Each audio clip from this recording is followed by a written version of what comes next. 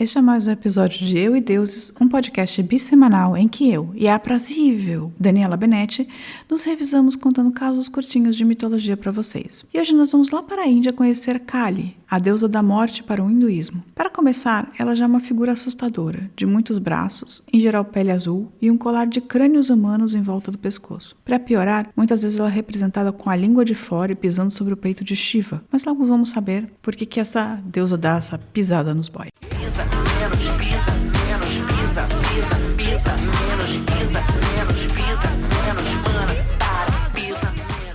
Kali é uma deusa da destruição, mas também é da criação. Na sua figura, ela traz duas presenças, as duas coisas, né? O nascimento e a morte. Assustadora para alguns, ela também é venerada por muitos, em muitos cultos. E tem grandes festivais em sua homenagem em toda a Índia. Isso porque ela é considerada também uma matadora do ego, alguém que pode ajudar a humanidade a evoluir. A gente tá precisando, né? De uma matadora de egos. Eu tô achando. Vixe, a senhora é destruidora mesmo, viu?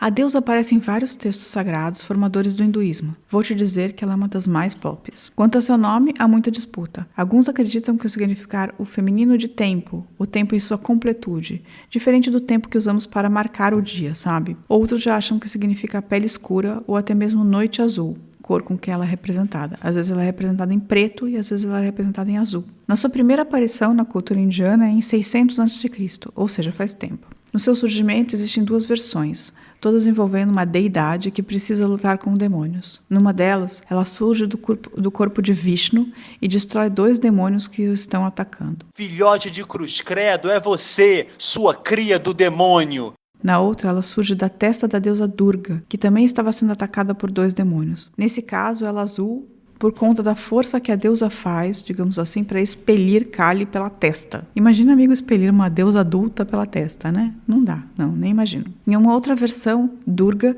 está lutando contra os demônios de Raktabija. Raktabija, é claro que eu não sei falar isso. Os demônios de Raktabija, que criam um feitiço em que toda vez que ela matar um dos seus demônios, quando o sangue tocar o solo, surge um outro demônio. Uma coisa meio Gremlin. Durga está perdendo a briga justamente por conta dos demônios ficarem surgindo gremlinmente. Até que Kali surge e começa a matar todos os demônios, a lamber o sangue para não se multiplicarem. Essa é uma das muitas explicações do porquê ela aparece com a língua de fora. Qual é a outra palavra favorita desse podcast?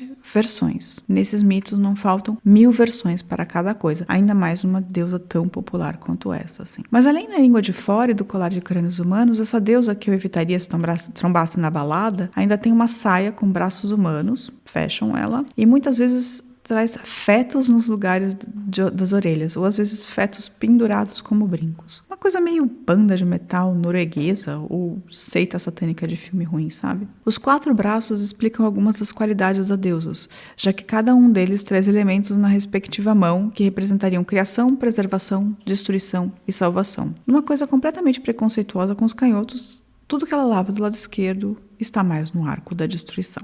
Lindão, eu não sou de direita, eu não sou de esquerda, eu sou eu. Uma representação de Kali sem a língua de fora é chamada de Brada Kali, ou seja, uma Kali decente, que não abriu mão da sua feminilidade. Essas imagens ficam nas casas e protegem as famílias. Por outro lado, temos a Kali Abrada, não civilizada. Teoricamente, uma outra razão para ela aparecer de língua de fora é porque ela matou seu próprio marido, Shiva, antes de perceber que era ele. Bora explicar? Basicamente, a Kali matou um demônio chamado Daruka e bebeu seu sangue. O sangue desse demônio a enlouqueceu, assim, era um alucinógeno e ela saiu por aí loucona, acabando com tudo que via pela frente. Tipo você depois de 2, 3 corotes, sabe? E ela não estava respondendo por cima.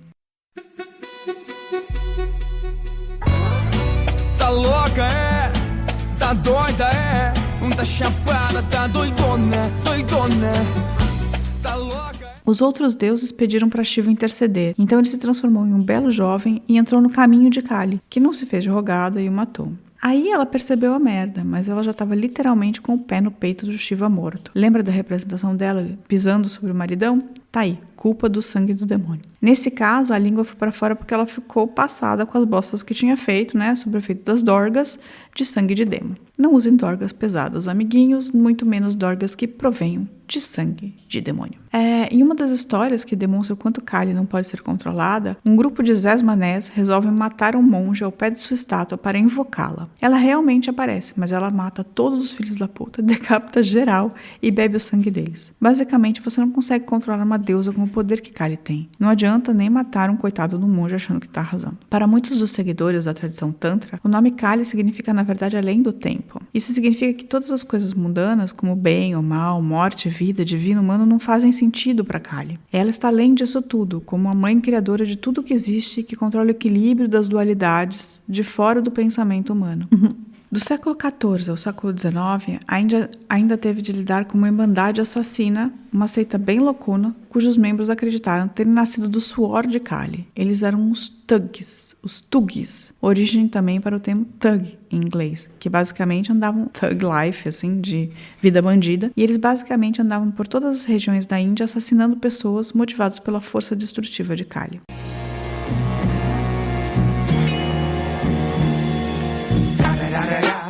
It's the one and only Digo Double G. Snoop Dogg. You know I'm mobbing with the D.R.E. O errado, claro que eles também eram ladrões. Então esses sacrifícios que eles faziam, matando as pessoas, na verdade eram bons latrocínios, nada religiosos. Eles costumavam matar suas vítimas estranguladas, com um lenço amarelo que levavam à cintura. E depois do roubo e assassinato, eles davam um jeito de sumir com o corpo, enterrando-o ou emparedando-o. Gente, já imaginou? Que loucura. Só gente boa. Eles só acabaram quando a Inglaterra resolveu dar um basta, isso já no século XIX. Ou seja, eles ficaram 3 séculos por aí. Não, é do 14 até o 19, 5 séculos dessa irmandade. A chance de perder a taça, 8. 8 de perder? Não, contrário. 4 de perder, 8 para ganhar. 4 de Não, de 0 a 10. De 0 a 10 para perder?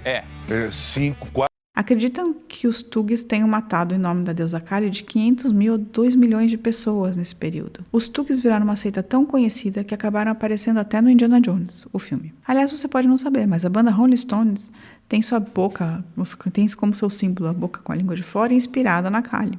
Hoje, depois de um revamp da sanguinolência, Kali está no panteão junto com outros deuses, com uma visão muito mais justa e comedida. Parece que ela perdeu a fama de assassina loucona. Ela está mais relacionada hoje com o ciclo da vida e, como já dissemos, com a morte do ego. E aí, deu vontade de ter uma estatuazinha de Kali na estante? Ela é uma super deusa feminista, se você for pensar assim.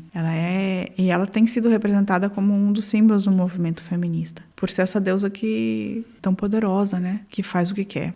Não olha pro lado, quem tá passando é o bonde. Se fica de caosada, a porrada come. Não olha pro lado, quem tá passando é o bonde. Se fica de caosada, a porrada come.